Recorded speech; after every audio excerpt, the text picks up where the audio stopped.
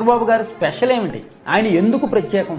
దేశంలో ఇతర రాష్ట్రాల ముఖ్యమంత్రులు తీసుకురాని అనేక పథకాలు కార్యక్రమాలు ఆయన తీసుకొచ్చారు. ఫస్ట్ టైం డ్వాక్రా సంఘాలను తీసుకొచ్చిన చంద్రబాబు నాయుడు గారు. మహిళలు సంఘాలుగా ఏర్పడాలి, సంఘటితం అవ్వాలి, ఆ సంఘాలతో కలిపి వ్యాపారం చేయాలి, ఆర్థికాభివృద్ధి సాధించాలి అని దీపం పథకాన్ని ఫస్ట్ టైం తీసుకొచ్చిన చంద్రబాబు గారు.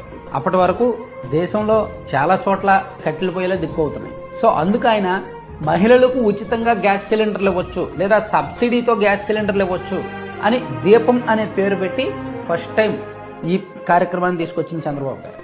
అంతెందుకు, రైతులు వాళ్ళు పండించిన ఉత్పత్తులు వాళ్ళే నేరుగా అమ్ముకునేలాగా రెండు తెలుగు రాష్ట్రాల్లో ఎక్కడ చూసినా రైతు బజార్లు ఉంటాయి. సో ఈ రైతు బజార్లని ఫస్ట్ తీసుకొచ్చింది కూడా చంద్రబాబు గారు. ఇప్పుడు దేశం మొత్తం ఐటీ విప్లవం ఉంది, ఇప్పుడు ఏఐ సాంకేతికత అంటున్నాం.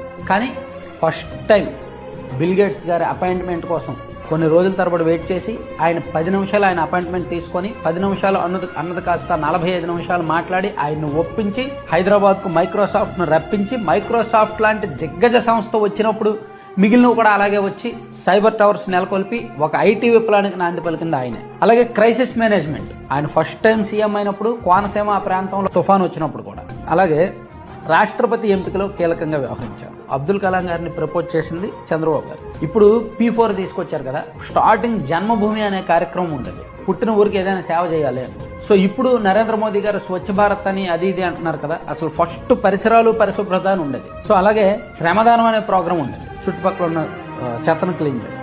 ఇలా అనేక అంశాల్లో చంద్రబాబు గారి ప్రత్యేకత ఉంది.